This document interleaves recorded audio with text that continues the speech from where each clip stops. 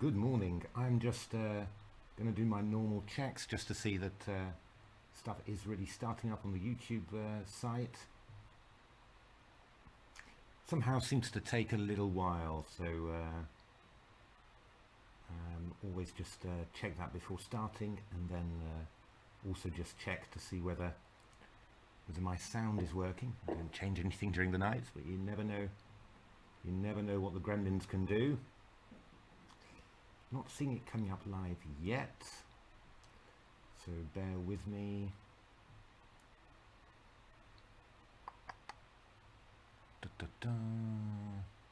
No viewers yet. Ah, there we are. It seems to be live. So I'm just going to unmute. Might hear myself twice. Somehow seems to take a little while. So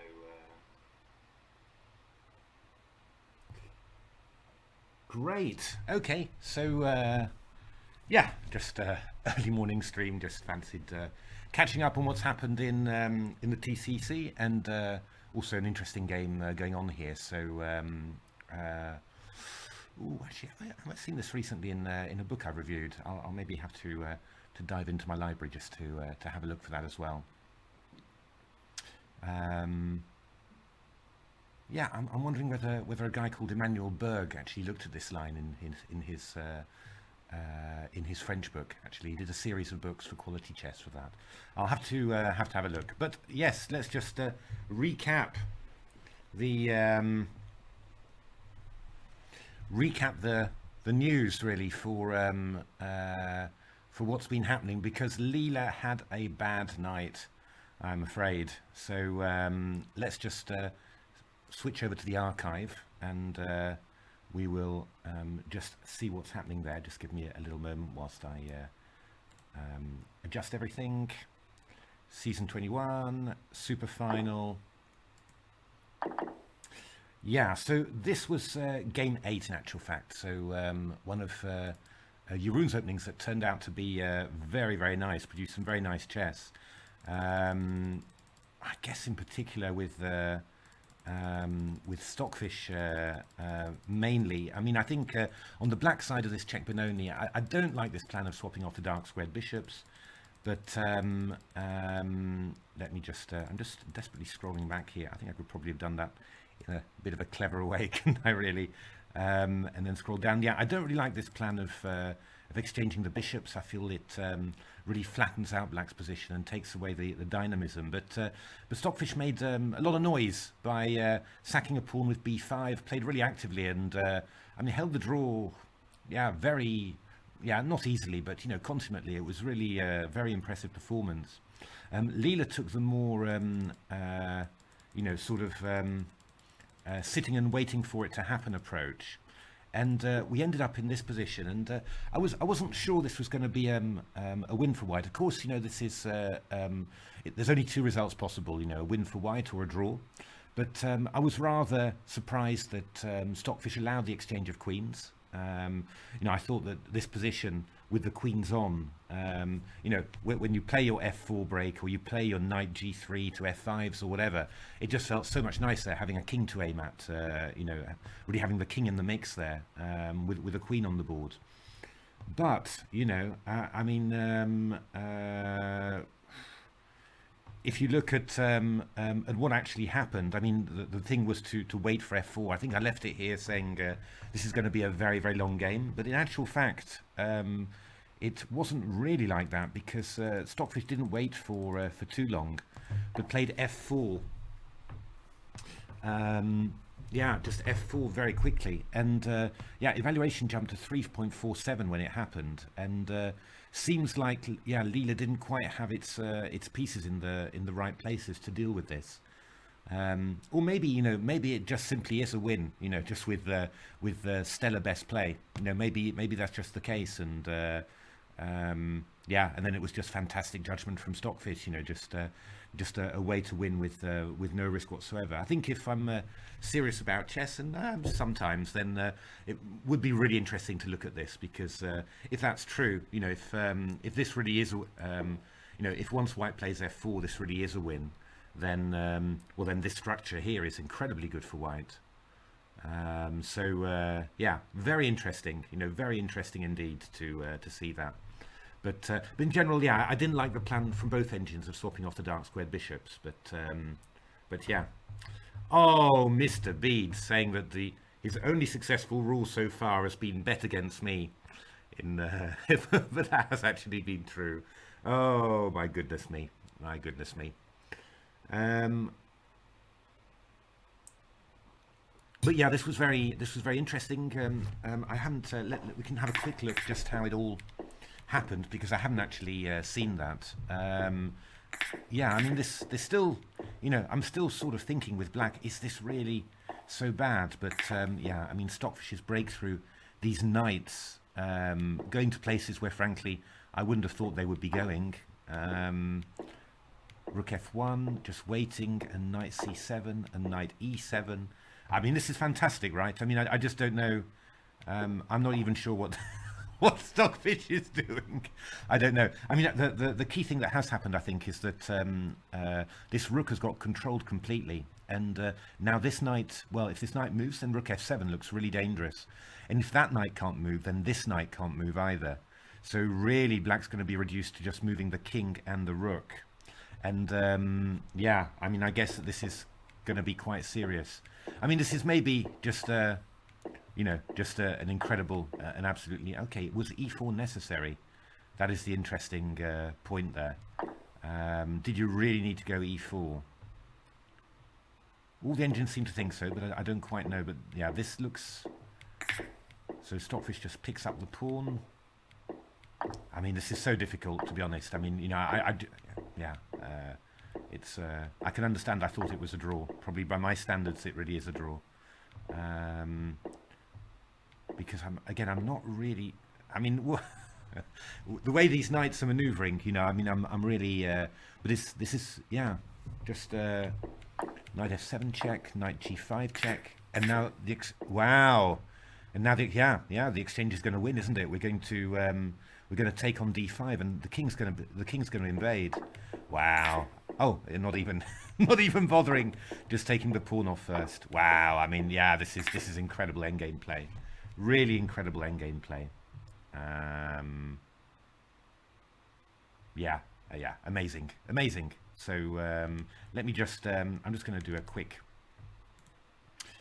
tweet on that because I think that really we need to, to highlight the fact that this ending was extraordinary. I'm just going to quickly tweet that.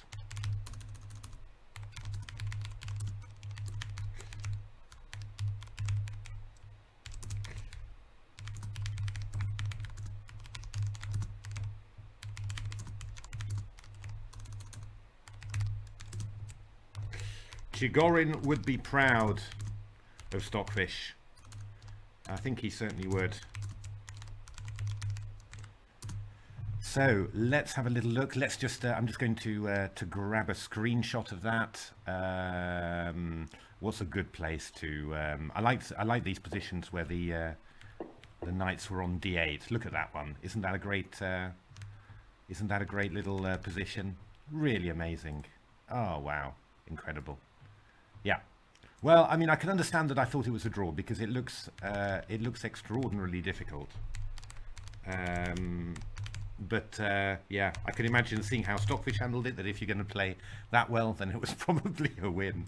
Oh my goodness, wow. I can't tell you how, yeah, I can't tell you how much admiration I have for that. That's incredible. Yeah, amazing game. Okay, fantastic. Then after this one, we got to the next game, which was one of mine, Sicilian Najdorf, Adam's attack, they call it. Oh, right. And it was this one, in actual fact. So this was quite interesting. I got it from a book by, I hope I'm saying his name right, S.P.S. Sethuraman. A very interesting book on the Najdorf with 6h3.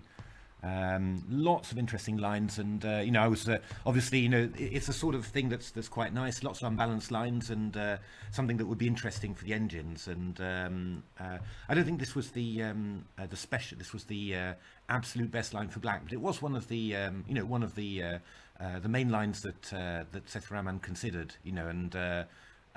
So I was very quite intrigued to see how the engines would handle it. In my test games, actually, Stockfish played, and that was, another nice reason for choosing it. Stockfish played quite differently at times. I think I had somewhere it attacked on the king side, and somewhere it played actually the same ending that it got against Leela. So, that was also always very attractive. When you see there are multiple plans in the position, and you think that one engine might try various things. So Leela just went for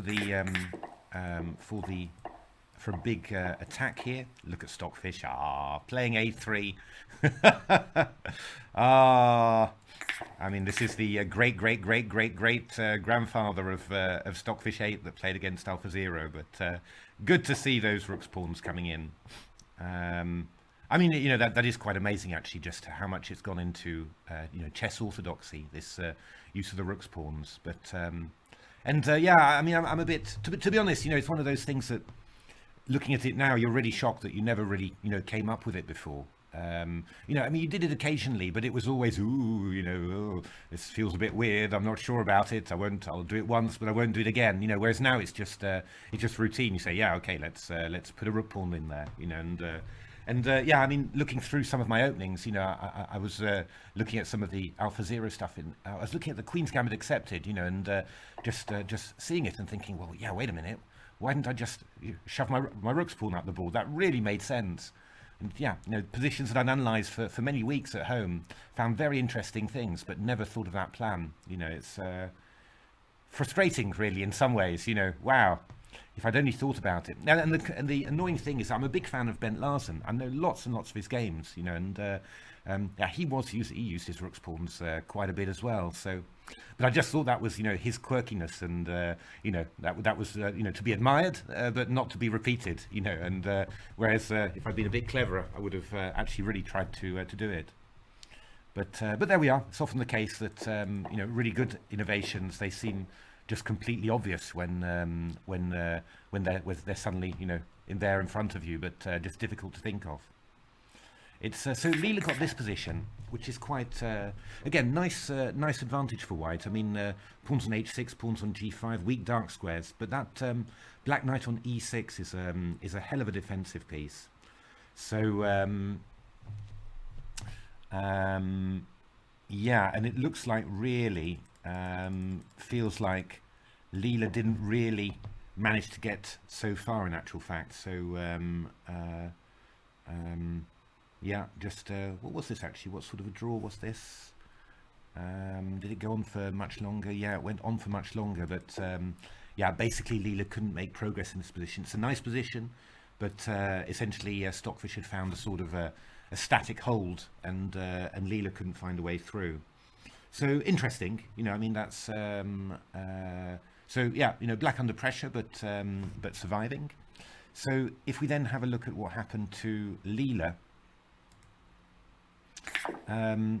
This is, yeah, quite interesting in actual fact. I'm pretty convinced that that what actually happened here, I actually had in some practice games between Stockfish and Komodo.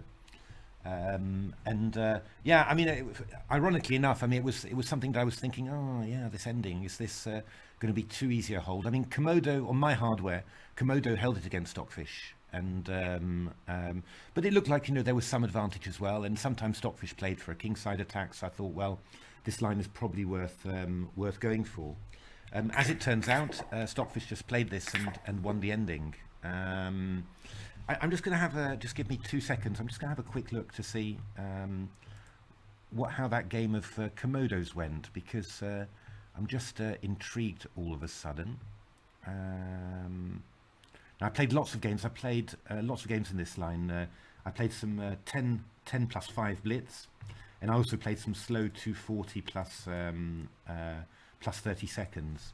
The reason for that actually is that my the hardware on which I'm running Komodo, it's cloud hardware, and it's actually a lot less powerful than my home machine. So I'm going to do something about that one day, but that's how it is. So yeah, it's just sorry, just checking through the games, just having a little look to see where I've seen that. A lot of draws between Stockfish and Komodo in this line. Yeah, here we are. Let me just. It's quite similar actually. Let me just get the hold of the PGN there, and then I can show it in the analysis diagram, because I think it's quite interesting to compare like this. So okay,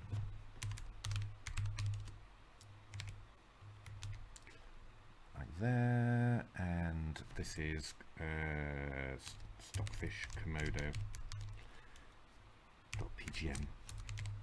It's always yeah, I mean, with these test games, I mean, as I said, I'm not really ever paying attention to the result, of these test games, because yeah, I'm running on so much slower hardware. I mean, the games I played Stockfish Komodo against, I mean, it's maybe 30 or 40 times slower, the hardware, and obviously nothing like the hash. So, I'm not getting the same sort of level of expertise. But yeah, as I said, it's all about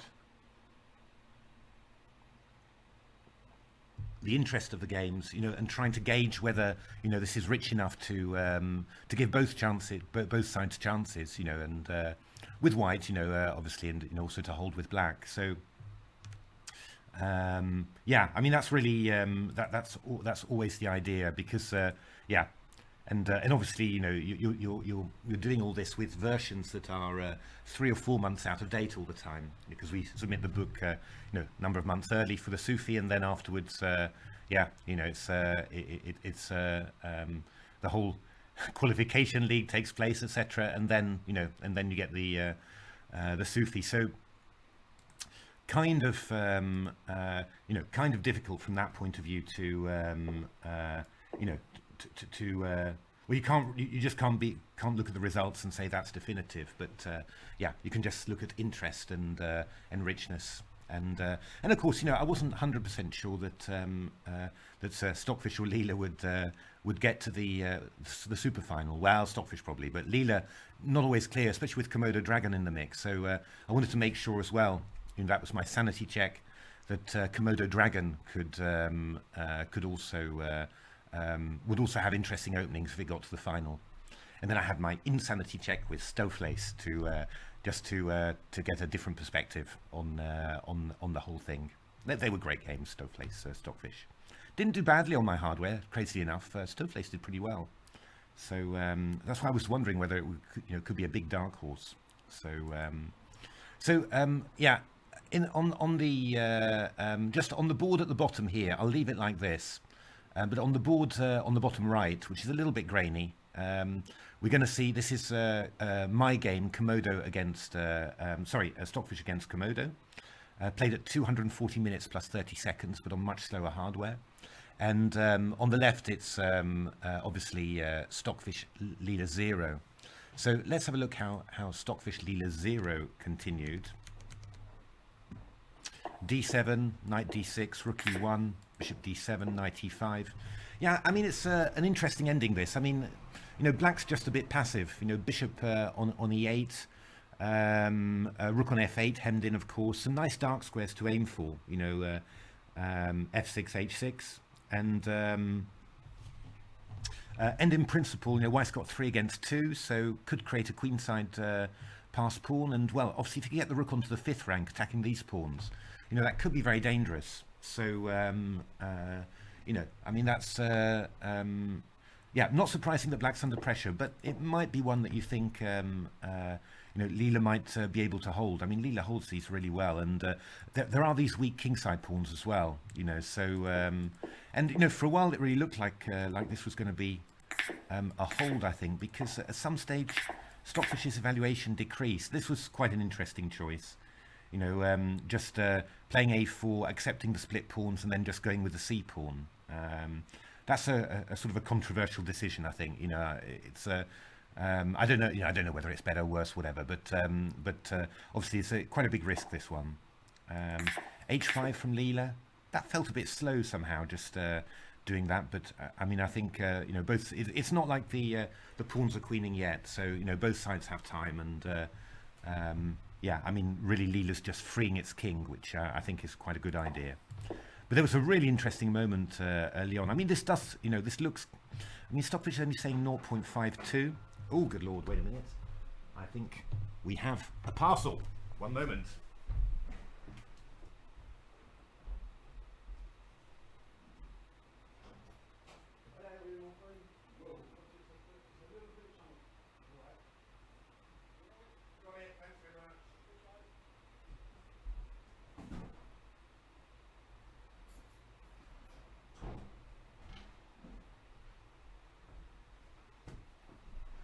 Right, I'm back. Sorry about that. That was a very chunky parcel. My goodness. Oh, wait a minute. Have I closed the door?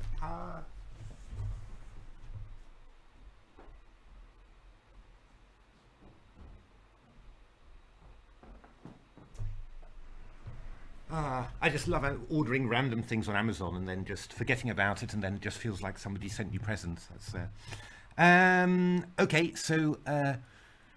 Yeah, I mean, I do like White's position, really, because, rook on c7, knight e5, the king's a little bit stuck, and you're coming up with your king. I mean, that, in general, that feels like, like a good deal for White. But yeah, Leela seemed to do a good job. Rook b5, Stockfish's evaluation, just decreasing. I mean, if you just have a look there, just really decreasing quite heavily.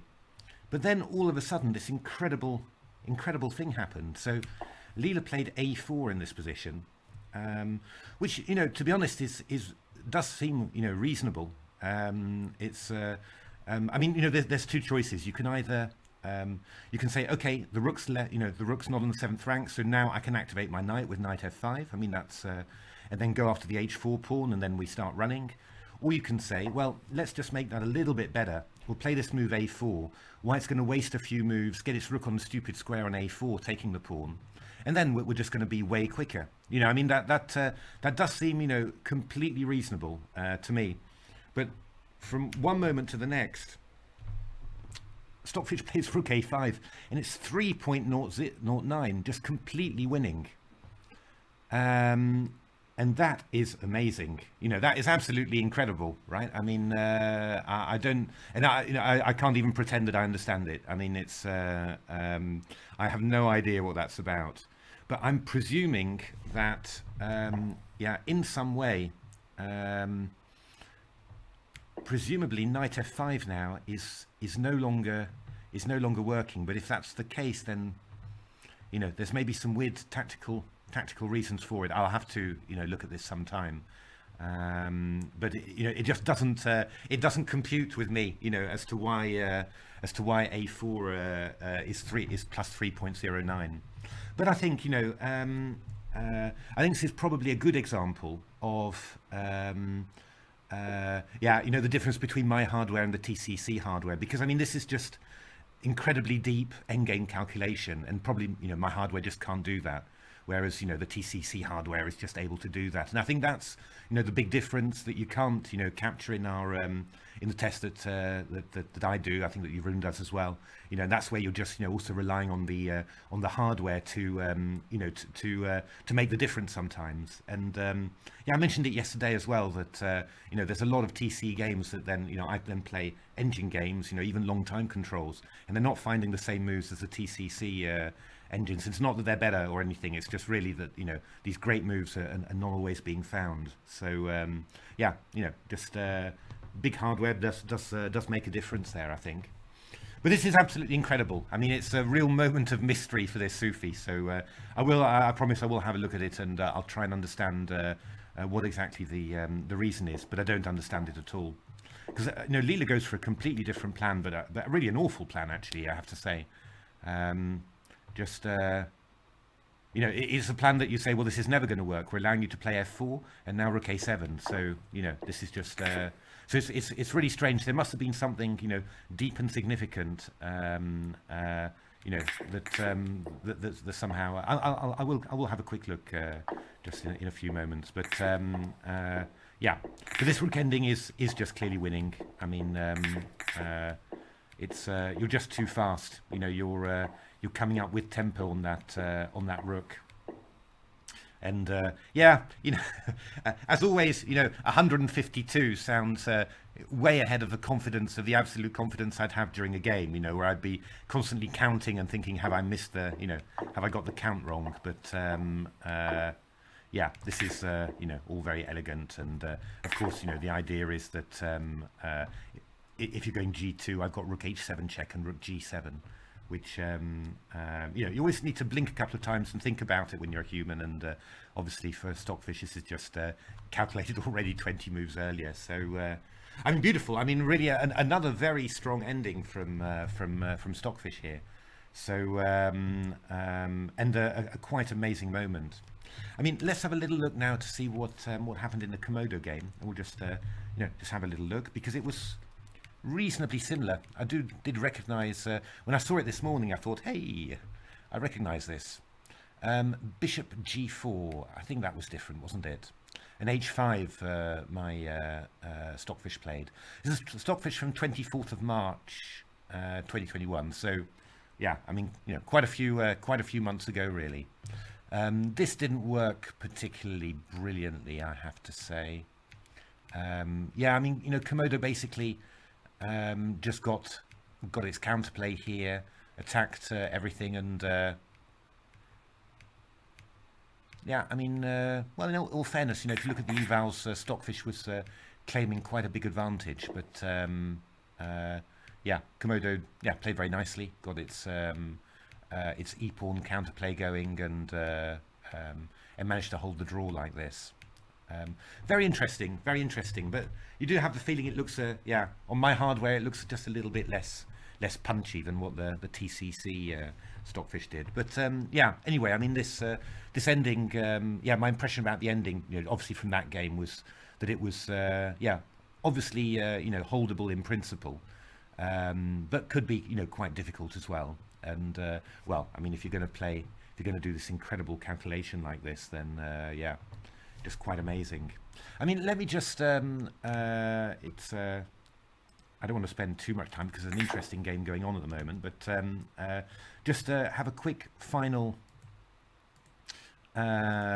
check here with A4, because what I'm interested in is what's happening after rook a5, knight f5. I mean, that's the real point, right? Okay, so with knight d7 check and rook takes a4. Okay, but what's the difference then with knight f5 here?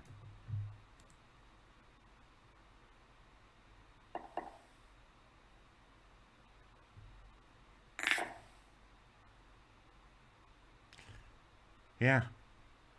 Yeah, I'm looking at the variations. Sorry. I'm back here. I'm looking at the variations here, and I'm looking. Knight f5 was the best move, and I'm looking at that, and then I'm looking at a4, rook a5, knight f5, and I'm looking at the variations, and I'm seeing that the Stockfish feels that this is much better somehow, but. I mean, wait a minute, knight d7, king e7 looks natural. Oh, is this the idea? This will be the idea, rook a7. Okay, so I think that, yeah, this is probably the point. So if I go knight f5, yeah, okay, so if I go knight f5, then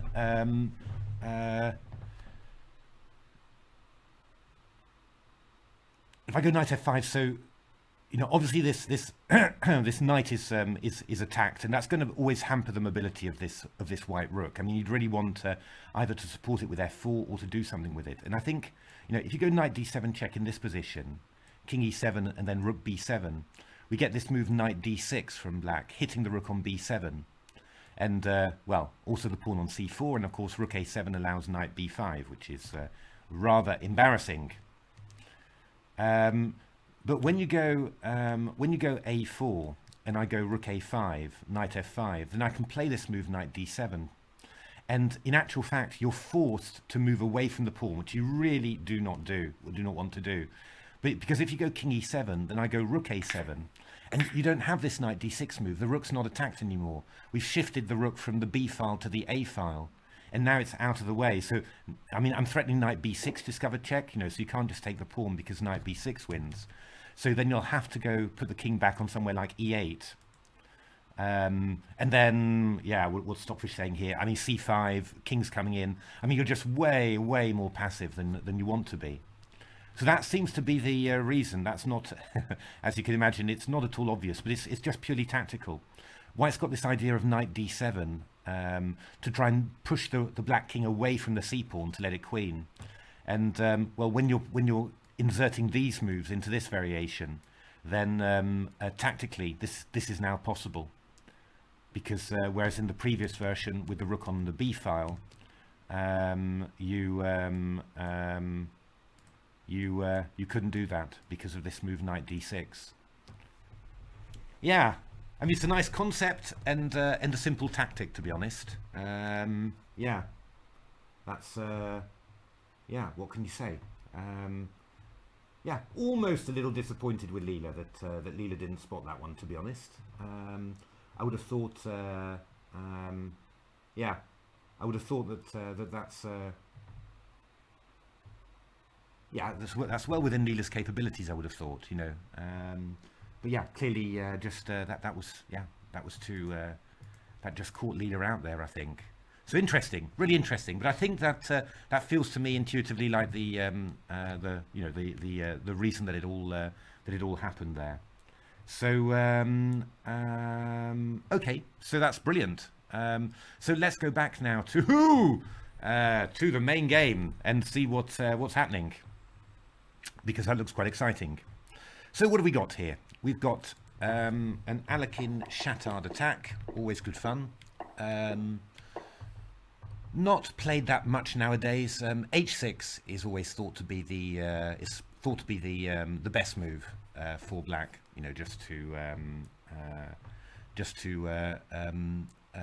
Well, put a decision to the bishop.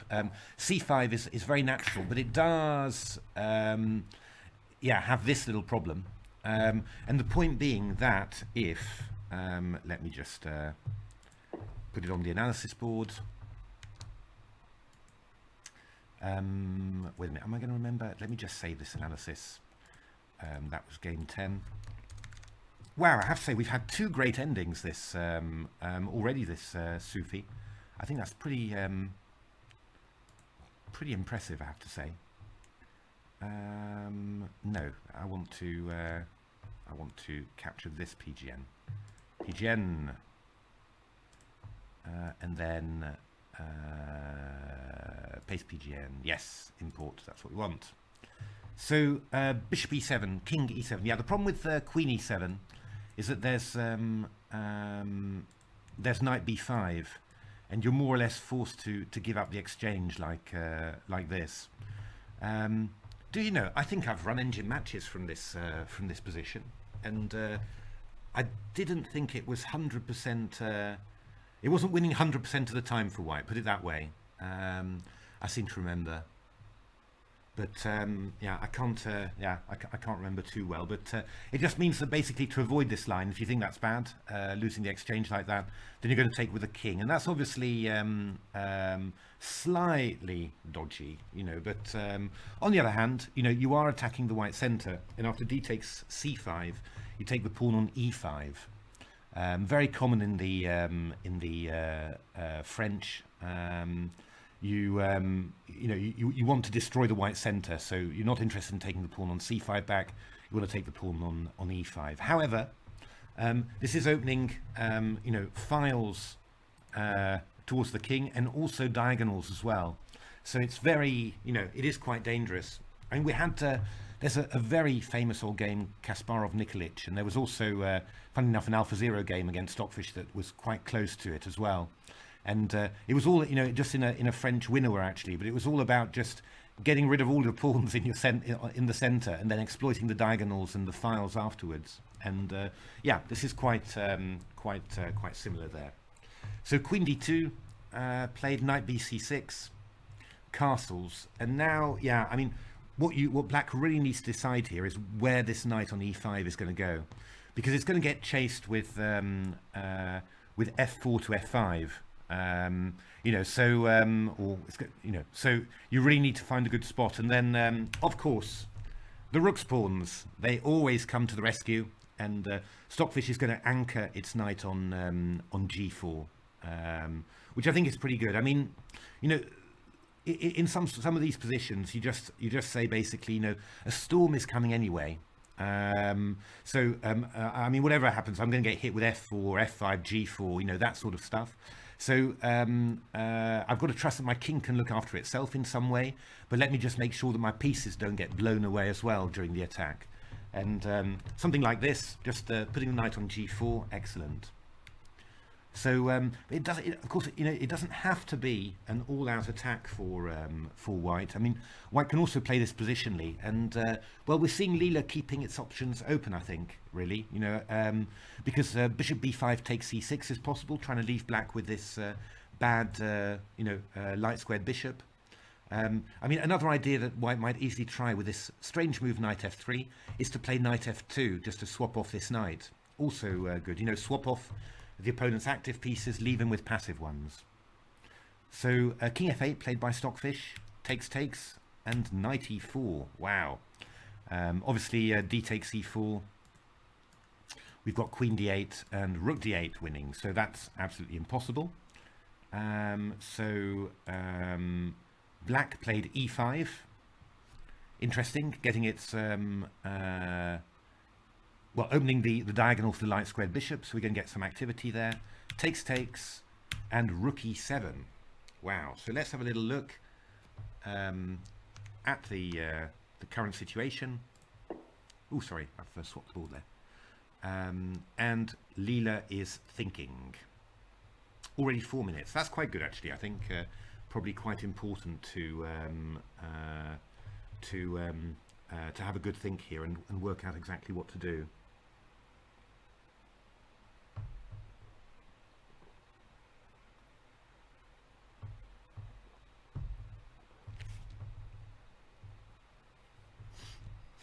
So I mean, in principle, this looks like a very nice position for White. I mean, this knight on D6, a number of things that it's doing. I mean, it's covering a rook on E8, so it's making it difficult for Black to use this open file. Also covering B7, so making it difficult for Black to double up rooks on the B file, which is quite good. I mean, also, if you look at how White's pieces are placed, you might sort of, my natural inclination always is, how can I start attacking the White king if I'm Black? But just with natural development, Queen D2, the White queen is stopping the Black queen from coming to A5. So Black's kind of constricted really in terms of anything aggressive. So I think the first task end, you've got to just there's no counterattack possible for you. You've just got to try and see how you're going to develop your pieces. Well, I mean, this G4 square that Stockfish secured with H5, it's proving to be quite useful. So looks like Stockfish is going to develop its bishop out to G4. I mean, I'm wondering about taking that one, to be honest. I'm not sure, is there a rush to take that bishop, and is it really that necessary? I'm not quite sure whether it's going to be doing anything amazing.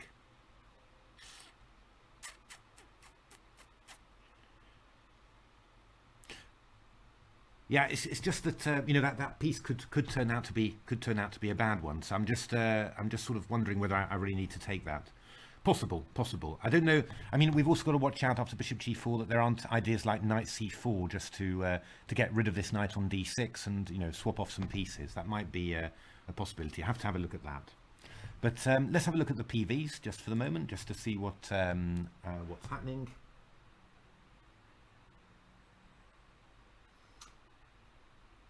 Ah, interesting TCEC. Yeah, that's very interesting. Just knight f3 instead of knight h3 and just playing f5. Yeah, that's also very, very aggressive. I'm going to have a... Have I got this book here? I'm sure Emanuel Berg looked at this. I'll disappear for 2 minutes and have a look to see what I've got it with me here. Otherwise, I'll have to have a look at my flat just to see what I've got it there. It's one of those... I don't know what it's like for you, but for me, chess books are a really huge part of my chess memory, and they're really my external memory. And I mean, I remember a lot of stuff just because I know where it is in books, and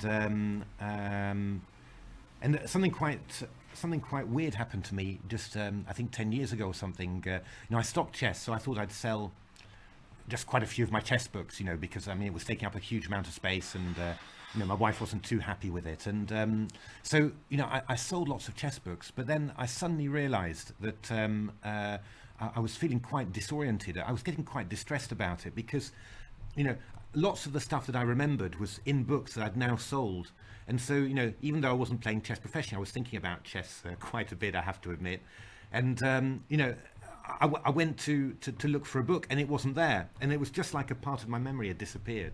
So I vowed at that moment never to sell chess books again, and I've probably bought back most of the ones that I sold. You know, it's just it's weird, but it really is. I think that's probably a completely different experience now for young players. They won't have that at all. You know, I don't think they read books particularly, or certainly not on paper. But it's all to do with computers. But I don't know how you do, whether you develop the same sort of memory. I mean, you know, just how something is on the computer screen I don't remember anything. And I'm in IT, so, you know, I should be decent for me. But I can't, you know, I've got no association with memory for that at all. So, okay, so, but let's have a look at the PVs. So, Stockfish's PV, we'll lock it. Bishop g4, rook d e1, f6, and now knight g4, so just a little waiting. Queen d3, king g8, so there's weak light squares there. Queen a6, knight e5, knight f5. Yeah, I mean, to be honest, Stockfish's PV here looks reasonably stable. You feel like black stabilized the position. That knight on e5 is very strong. You're not really, well, you know, attacks on the king side with g4, are they really going to happen? Going to have to be a bit of a brilliancy to get that going. What is Stockfish expecting here? Yeah, this is not really. It's not really doing it for me in terms of you know, hey, we're going to get a win here. Exchange off. Yeah, I mean, always better, a better rook ending. But I'd expect black to have okay counterplay here somehow. You know, just the rook stays on d6. I mean, white's coming in with b4, but black's got quite a fast f pawn as well. So, yeah, these are very difficult to evaluate. So I'm not even going to give it a go. But this is looking pretty solid for black. You know, I have the feeling of a bit in control there. Let's have a look then for Leela. Let's just lock that. Jeremiah, I keep on mentioning it, but this was really such a great little tip, this to lock the PV. Knight g4, a3. Yeah, again a similar sort of situation here. Queen's exchanged, double g pawn, and then we're going to try and play this ending. Yeah, I mean, white is, you know, white is better. I mean, put me as black against Magnus, and I probably would be suffering and sweating a little bit. But yeah, obviously we're talking different standards here somehow. So engine standards, you know, you'd expect that that Stockfish would find a way of sacrificing a knight for the c pawn, getting the g3 pawn, and then surviving with counterplay. It's I mean, actually, just talking about that, did you spot? Did you see this game? So I'll just go back to the archive. I mean, it was a very long Leela game. So wait a minute. It was the checkmate only one, actually, wasn't it? But this moment, because so this was from the checkmate only game that with White that Leela only drew. Had been better, but great defence from Stockfish, and they've been sort of shuffling around in this position forever, and Leela's just gone Rook H1, so I mean, it can't be that good really. But then all out of the blue, Stockfish just plays Knight takes D5, E takes, and this is just drawn. I mean, it's really quite amazing, and actually, it comes to mind because there's a passage in the book above me, a Silicon Road to Chess Improvement. Sorry for the plug, but just about rook and knight versus rook endings, and queen and knight versus queen endings, and how engines judge these really well and often use them as a draw harbour. Just finding a path to a draw through that, and especially when there are weak pawns to be attacked. I mean, that's the key. If the structure is quite compact, then the knight can hold it all together. If the structure is if there are weak pawns to attack within the structure, especially on both sides of the board, then it's quite amazing. Sometimes you can just have a pawn for the knight and still make a draw. So quite interesting. Quite interesting, all this. So and I just get that feeling looking at the PVs in this game that this last Leela PV that could easily be what happens. So now just give me 1 second. I'm just going to disappear downstairs and just see whether I've got that book there, because it would be quite interesting. I think it's at my flat, but just 1 moment.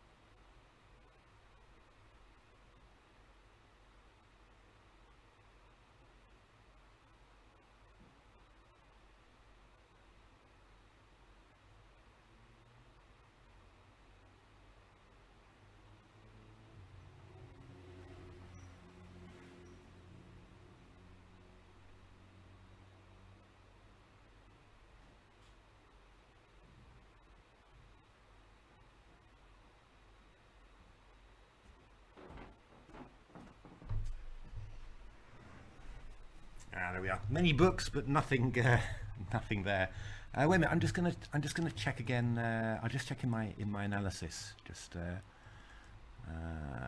1 moment. Just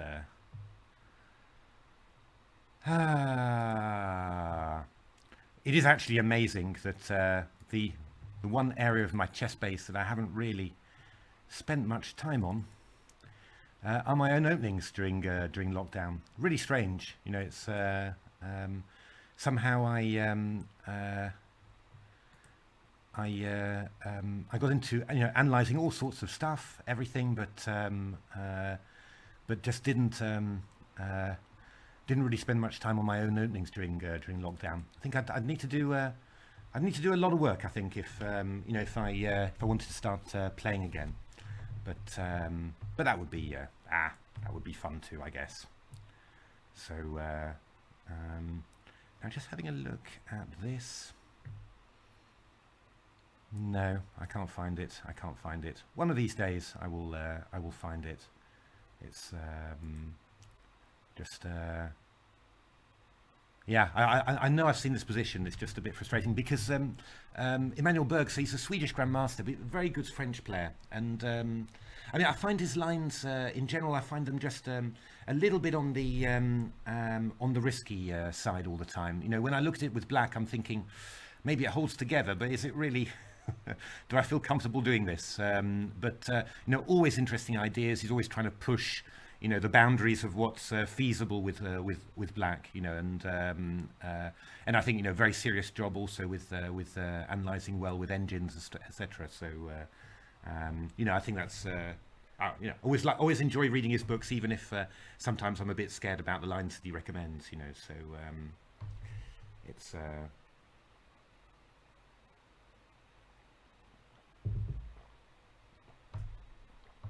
Now I'm just going to grab another drink. I don't know about you, but temperature already in the UK is huge. My goodness me. So I'm just drinking non-stop. Although I do have a feeling that this room is somewhat warmer than the rest, but it's yeah. I've just got my my machine next to me running Stockfish Leela matches. So I've got what have I got? About 45, 50 different openings to try out. So it's having a go at those. It is incredible, actually. I mean, it's a big chassis, so it's a 17-inch laptop, but with an enormous chassis. I mean, basically, it seems to have desktop components in there, and it gets incredibly hot. So, well, incredibly hot. It's at 100 degrees all the time, but as soon as it stops, then it cools down incredibly quickly. I've never seen a laptop cool down that quickly, so I'm assuming it's fine. It's I've got a normal laptop as well, just for this sort of stuff, just for streaming, etc. And that doesn't cool down half as quickly, but it's a lot smaller chassis. So let's have a look. Oh, I've lost connection to my chat, so let me just refresh that. I hope that doesn't mean that we've got the same problem as we had before.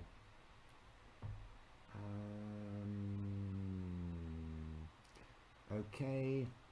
Yeah, what happened to Leela in the previous game? I can well, if you look at the earlier part of this stream later, then I look at it in quite some detail. But I think what happened to Leela was it's yeah, a bit of a subtlety in the end game there, really. That Stockfish had the plan to check Leela's king and push it away from the passed c pawn, and somehow Leela didn't spot that this wasn't possible in one way, but it was possible if Leela played a seemingly improving move, this 37a4, and yeah, quite subtle tactical point, but it made a massive difference. I mean, from 0.4 to 3.09, really amazing.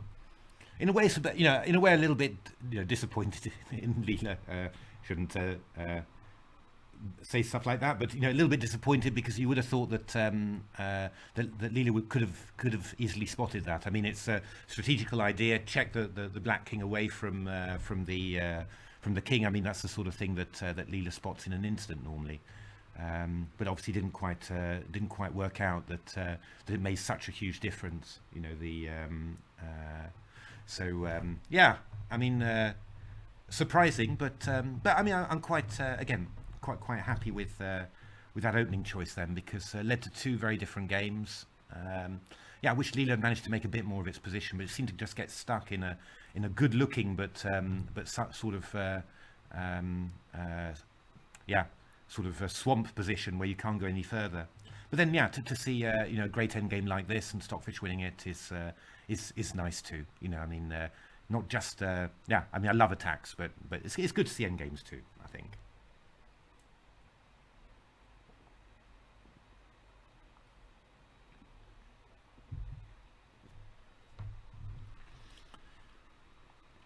So what is happening in the PVs? Not very much, really. Just Lockett is Leela's still thinking, right? 8 minutes, so a big long think there. Rook f4, Queen a7.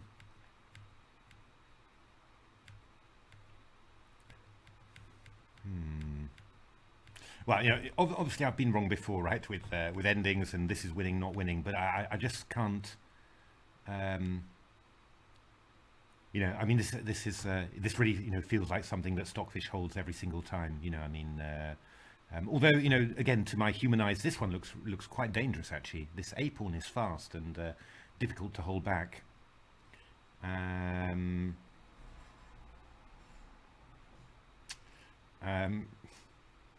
Sorry, GM Sadler looks like Phil Collins a little bit. My goodness me. I'm not sure. Not sure Phil Collins would appreciate that.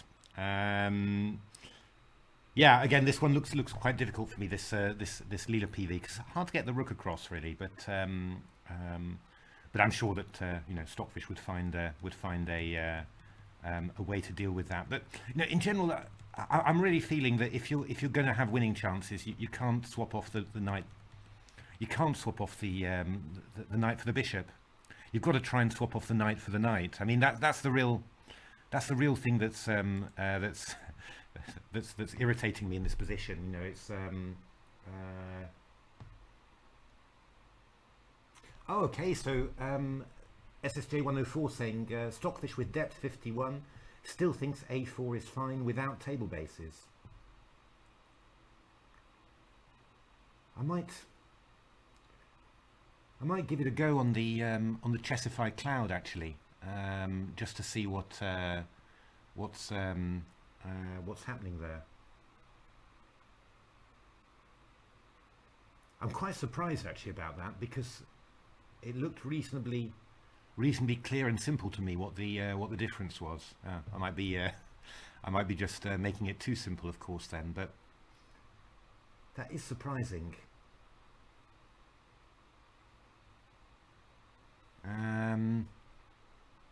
Yeah, I mean, what would I, you know, obviously what I'm complaining about in this position is knight takes g4, because I really think that after this position, with knight against knight, I mean, I want to keep the imbalance in the pieces really, and I want to swap off this knight for this knight. So Matthew, you know, sort of put your money where your mouth is. Is that the expression? That is true, I think, isn't it? Just I just get really confused now with. I'm not that I speak so many languages, but I'm speaking. I speak French and Dutch and English, and I'm using all of those at work, all mixed in between each other. And I mean, it's fine for keeping the languages apart, but it's the expressions that are so difficult, because you know, some expressions they you know, they sound right in some languages even when they aren't expressions. So you know, it's always remember I was at a chess tournament with a somewhat elderly English gentleman, and he'd learned his French during the Second World War, I think. I don't think he was that old, during the Second World War, and so he was, yeah, he could speak some French, but he was really translating literally for English. So he kept on saying to people in French then that he was going to give them a piece of his mind because he was angry, and you know, the French guys were saying, you know, a piece of your mind. What are you talking about? You know, so and I'm getting like this. All the expressions, the Dutch ones I'm using in English, the English ones I'm using in Dutch, and well, everyone's always too polite to say, Matthew, you're speaking nonsense. You know, it's.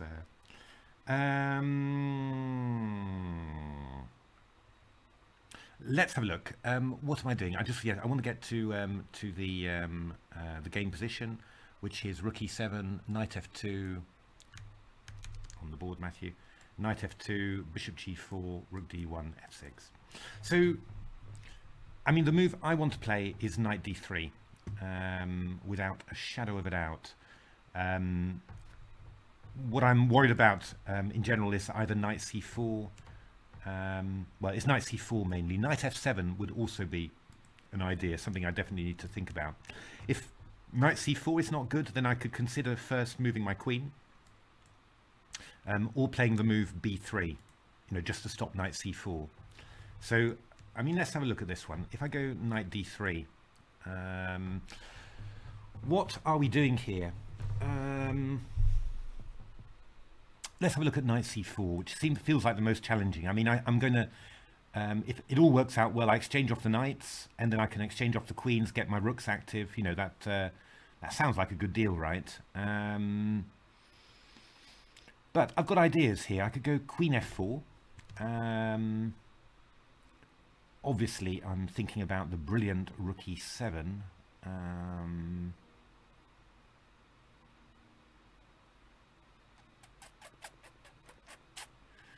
It's not so stupid. I mean, I'm just trying to check this one. Takes, knight takes.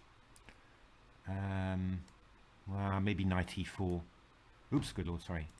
Actually, even rook e8 is good. King d2 and rook e2 check. That wouldn't be very good at all. So probably the brilliant rook takes e7 isn't any good. I mean, I can give a check and come here, but yeah, I'm too far away. I'd need a follow-up move now to do something, and I'm guessing that this is just rubbish for white. I mean, you know, it's not impossible. Yeah, I played too much Bullet and Blitz, I think, during the lockdown. You know, that I'm even thinking this might be tempting, but it's not completely crazy. But I would imagine that it's probably going to be quite good for black, and at the very least, that black's got a way just to neutralize it completely. You know, I mean, to start off with, even this, you know, would be neutralizing. So yeah, as a sort of a good attempt, we don't need to look at it. I mean, let's have a look at yeah. I mean, apart from queen f4, what have I got? Not rook e7. I was vaguely tempted with knight f4. That was the other tactic that occurred, you know, jumped up at me, just because it looks quite nice. But again, you're only getting queen and rook and knight for the queen, and it's not really working. So I think after knight c4, we're looking at queen f4, and we're looking at knight takes c4. And probably, you know, I sort of say queen f4 is the one that I want. But okay, let's have a quick look at knight c4, d takes c4, and now what? Now I could throw in rook e7, but that doesn't look well. I'm not sure. Queen e7. I was going to say it doesn't look that clever because the c5 pawn is hanging, but I could always throw in rook e1 first, and then you go queen somewhere, and I go knight f4. I mean, to be honest, this looks this kind of looks more like what you'd want. I mean, I can throw in c3, which might be irritating. Obviously, queen takes c3. There's queen f4.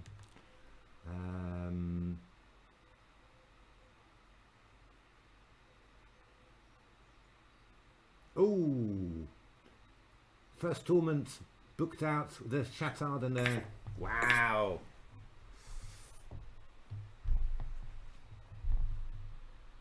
Fantastic Firebrand X. Yeah, I mean, it's a powerful line. I mean, there's it's one of those lines that you know, that in the theory books at some stage they say, yeah, and this is obviously fine for black, but when you come to the board and you're confronted with it, and you can't quite remember your lines, and you have to make it up as you go along, it's just very difficult. So I think it's definitely a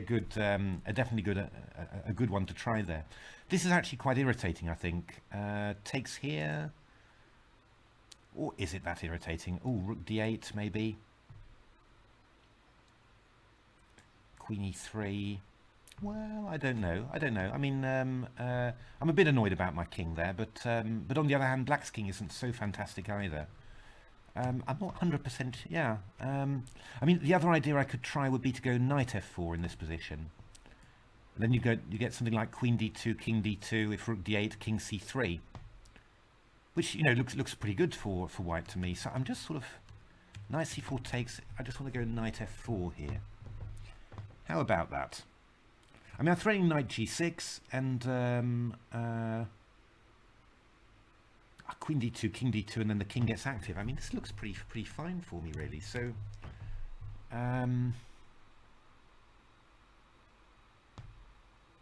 so what would black actually be doing in this position? I suppose, you know, the key question is, am I threatening to take on e5? That's one question. But it's also maybe not completely relevant, because, you know, what I could also do is to play the knight to f4, which, I mean, I'm aiming, you know, vaguely for squares. I've got knight g6. I might even have knight d5. For example, if you go king g8, then I'm going in for knight d5 and taking here and then taking on a8. So, I mean, this feels good.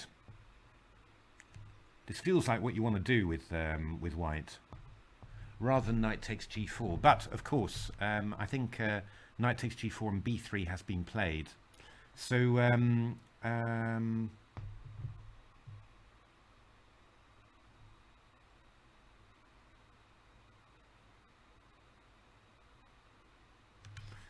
yeah. All right, I'm just going to put Stockfish on it, and we're just going to see what Stockfish says here.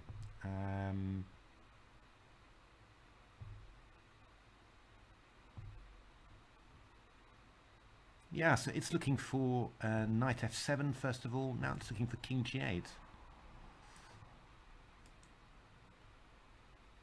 No, it's looking for knight f2 back again. It doesn't like my idea very much at all. I don't know. I mean, knight f4. Doesn't this make more? Doesn't this make more sense somehow? It's just thinking that you can just go knight f7 and that's just going to be equal. Well, maybe this this bishop is so strong on g4 that it holds everything together. But yeah, okay, maybe. I'm not 100% convinced, but you know, obviously, you do have to, you do need to have some respect for what Stockfish says there. But it just feels, you know, it really feels to me here that, yeah, you know, if I'm swapping off the those pieces like that, and I'm going to get a knight on e5 that I can't shift with anything, then you know, black's going to be doing fine, you know. Again, you know, White's the one who's really got the chances. You know, I mean, it's we're not talking about a black win here. We're talking about White either winning or drawing. But you know, it's the sort of position where you say, well, I think you know, the engines with black are going to manage this fairly comfortably.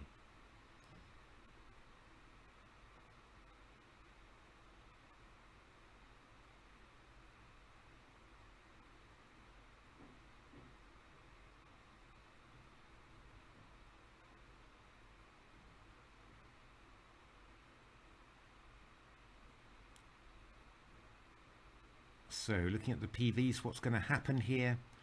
Well, I mean, Leela's expecting a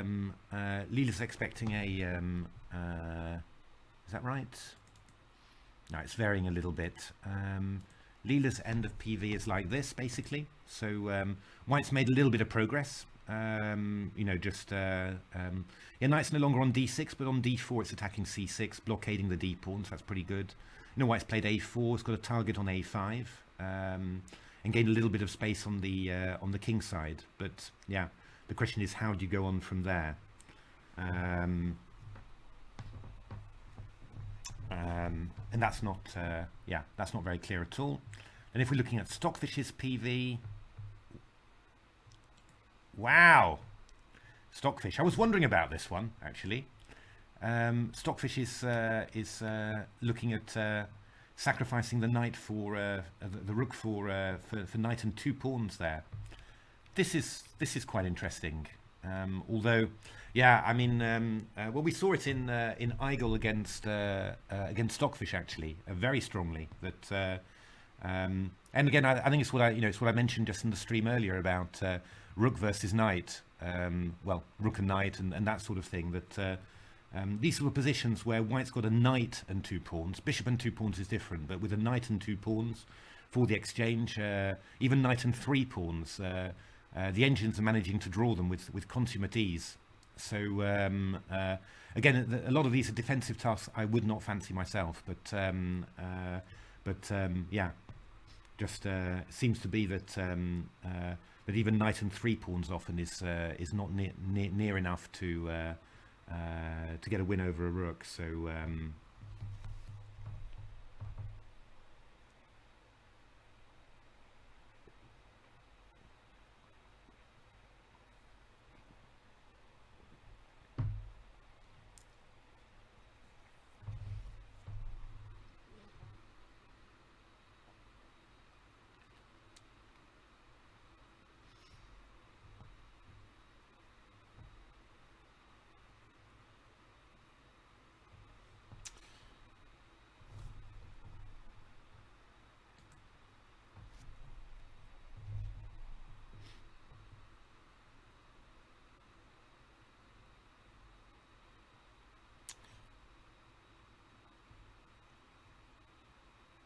Yeah, so I think we're gonna enter a sort of a, not with Stockfish's PV of course, but we're going to enter a bit of a shuffling period here, I think. So where yeah, knights are going to be.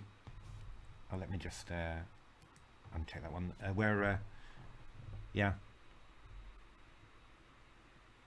I think Leela's going to consolidate around the d4 square, put its knight on d4, and then simply try and grind a little bit. Here it's doing it with the knight on d6. Question is, yeah.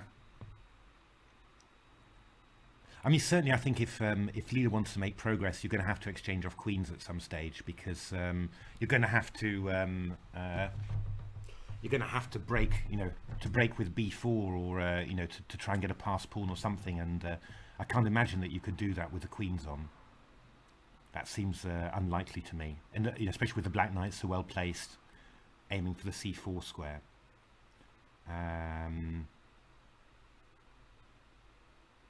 Yeah, I think that's you'll need to exchange off the queens, but once you exchange off the queens, then the black kingside pawns can start moving. I mean, that's always the it's always the squashing jelly thing. When you've got this sort of slight advantage that making progress, you never make progress by unequivocally improving your position. It's always there's always a bit of a trade-off there. I like Stockfish's plan a lot, of sacrificing the exchange like that. That would be a good practical attempt, and but I think Leela's is looking to play it a lot more solidly there.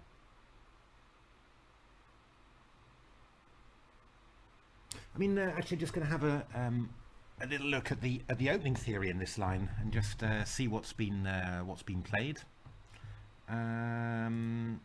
Because just have a quick look at that, because we're now going to be swapping between databases, so do bear with me.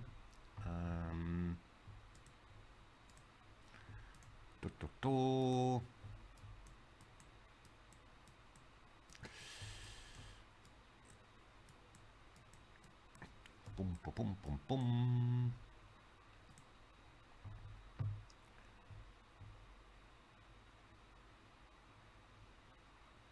So yeah, I mean, just after in this position, I mean, bishop e7 is by far the main move. There's also knight b5 as well, which is bound to be pretty exciting.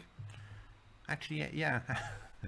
How do you deal with this? It's always one of those things, that people say, Alekhine-Chatard attack, nothing at all.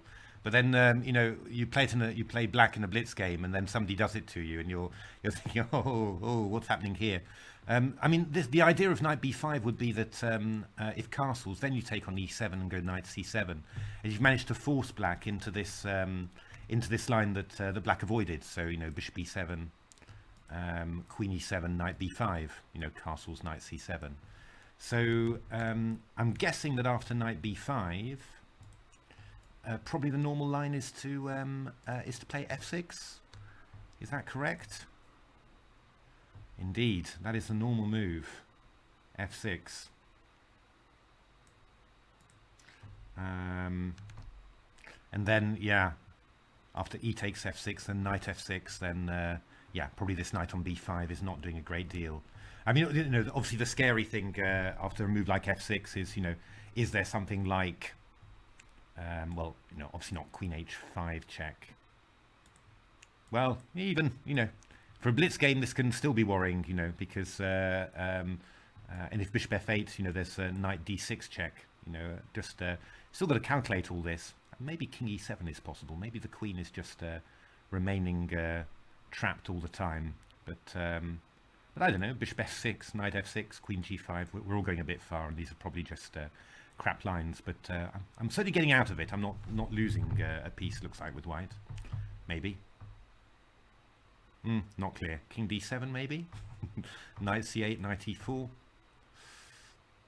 Oh, who knows? Who knows? It's anyway. I think f6 is going to be the good move against that. So bishop e7, and then after king takes e7.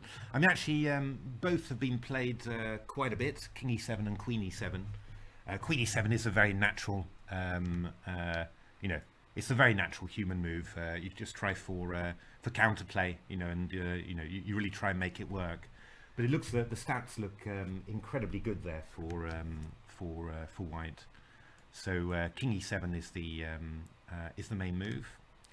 And now, actually, what was the book? Where did the book end? The book ended after c5. Yeah, of course. So yeah. Now this is quite interesting there. So there's d takes c5. That's not the main line. There's other main lines are f4. That's been played an awful lot, which makes a lot of sense. I mean, you have a lot of these Steinitz, pawn structures in the French, but here you've got it with the king on e7. So why not? You could argue that h4 is not strictly relevant to the central battle that's going to ensue around d4, which is kind of true, but it's not a useless move either, ever. In these French lines. I mean, it's going up to h6, and the rook can come to h3 as well, and defend laterally along the third rank. So yeah, it's f4 makes a lot of sense in this position. Queen g4, obviously, whichever French line it is, queen g4 is always possible. D takes c5. In my database, it's the third most popular move. But who have we got play? Who have we had playing it? Morozevich, Sakayev, Hector, Emmanuel Berg, Minazian, Gabrielian. Yeah, some pretty good names in there, really. So pretty strong players. Anyone? We've also got a guy called Pannenkoek, who well,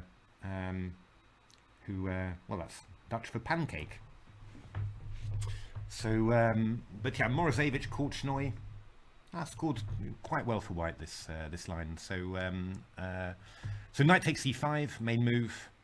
As I said, in the French, you play c5, you want to destroy the centre. And now after knight takes c5, yeah, queen d2, very unusual actually. So, I mean, actually, Leela's playing quite unusual chess here. We've got now Emmanuel Berg played queen e2 in this position, and I'm pretty sure that that's the one of the lines that he analyzes in his book there. I'm pretty sure about that. Just the idea is to yeah, you're already setting up a pin on the e file, so you go knight bc6, you're going to castle, and then just play some stupid move. Then we go f4. And we will have knight takes d5 check. That's the idea of that. So queen e2 is definitely an interesting one. We've also got f4, and then queen d2 is the third most popular move, but only with a couple of games over the board anyway. Let me just have a look to see whether we've got many correspondence games in that, because that is always the interesting part. I mean, correspondence, of course, is absolutely the place where you need to look for opening theory. Not very much at all. Last game I've got in my correspondence database might not be. It's probably not a Dragon Mist standard correspondence database. But last game I've got is from 2014. So actually, from a theoretical point of view, this is quite this is pretty interesting actually. It's it's quite interesting. So Queen d2 was played by quite a good pedigree, this one, by Johnny Hector in 1997. But Johnny Hector, Swedish Grandmaster, expert in actually in the Alekhine-Chatard attack, and also in gambits in general. I mean, he's just always playing sharply, very dangerous player. It's so interesting that he played, that this was his selection against another very strong player, Yevgeny Glycerov, who is a Russian Grandmaster. I think he died recently. Oh, I hope I'm not Maybe I'm not right on that, so definitely I'm hoping it's not true. A very, very strong French player. Many interesting ideas. Not well known really outside Russia, this guy, but he's very strong. And if you want ideas in the French, then you can definitely follow him. So Queen D2, Knight BC6, castles, and then I think indeed now Glycerov played Rook E8 in this game, which is quite sensible. Just getting the king back, and if you get hit with F4, then probably the knight will go back to D7, something like that. And this is where we got Stockfish's plan of H5, which is very, very interesting as well. And I like this idea very much. Just establishing a foothold on the king side. White's going to be battering at your doors with F4, F5, all that sort of stuff, and you're just making sure that that your pieces just can hold their ground firmly. I like this move very much. Not too surprising in a way that we're looking at an engine novelty, and it turns out to be a move of the rook's pawn. So this is really the new moment, and I think after that we're on our own, and we're really pushing the bounds of theory through engine chess there. So very, very interesting. Now let's have a look, just whilst I've been talking, what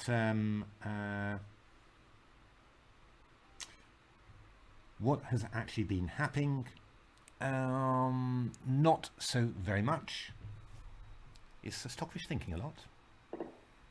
No, it's just maybe I haven't been talking for quite as long as I think.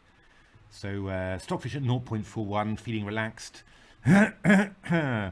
Already taking out its fish slippers and slipping into a fish kimono and relaxing in front of the fire. So you really expect Stockfish to hold this now, of course, and Leela sort of gradually, you can look at it at its evaluation, gradually feeling that the winning chances are decreasing. So but yeah, could always be some excitement towards a few moves, in 20 or 30 moves, but I think for the moment we're heading to a sort of a quiet point here.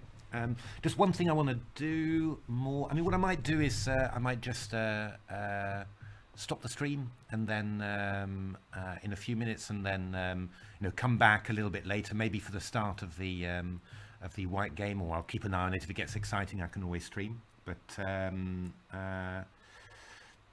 I'm just interested to see actually what Leela's PV was in terms of what was it expecting from black. So bishop e7, king e7, DC. Let's have a look first of all. Just looking at PVs here. So both engines wanting d takes c5. Quite interesting there. Stockfish was looking to play knight bd7 originally. Okay, interesting. I think that's also mentioned by Berg in his book, I'm pretty sure. So but anyway, knight bc6 from Leela. Then Leela was originally looking to play f4 and then knight g4, knight f3, king f8, h5. Okay, interesting. But in the end Leela played knight takes c5, Leela played queen d2, knight bc6 happened, castles, and then Leela was expecting h5 as well. So could well be. Now actually it's funny, isn't it? Stockfish was thinking, oh, I'll play king f8, and then changed its mind in the end. So as we've seen in the match, it's a bit odd. Just what one engine has been thinking as white, particularly Leela, isn't always a clear indication of what it'll play as black. In the second game where Leela played this 12b4, it had been looking at, which was quite a poor move. It would have been looking at 12 queen b8, all the time before. So it's quite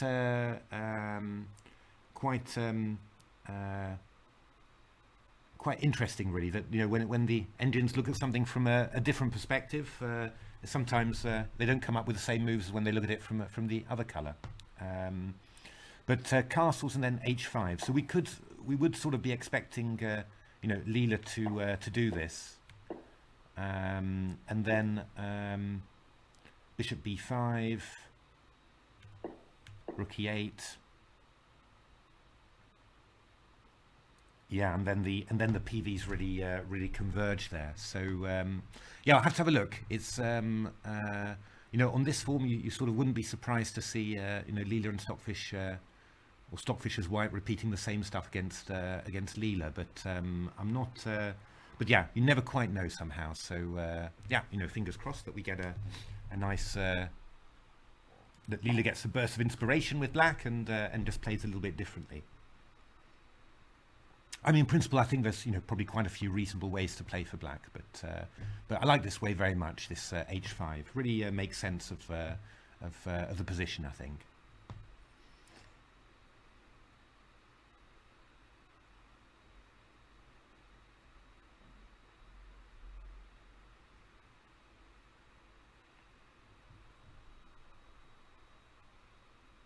All right, so I think what I'm going to do, I'm going to stop the stream here, just since we've sort of got to a quiet place in the game. Hope that was enjoyable. I like just going through the games and seeing what had happened overnight. Yeah, I'll be doing some streaming. Yeah, this afternoon or a little bit later.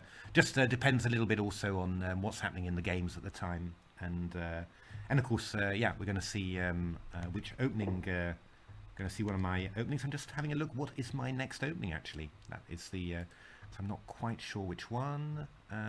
Taking a look. I won't tell you what it is, but I can laugh. Laugh evilly if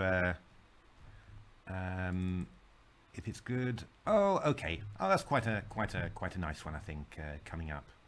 I like this one. Yeah, I like this one quite a bit.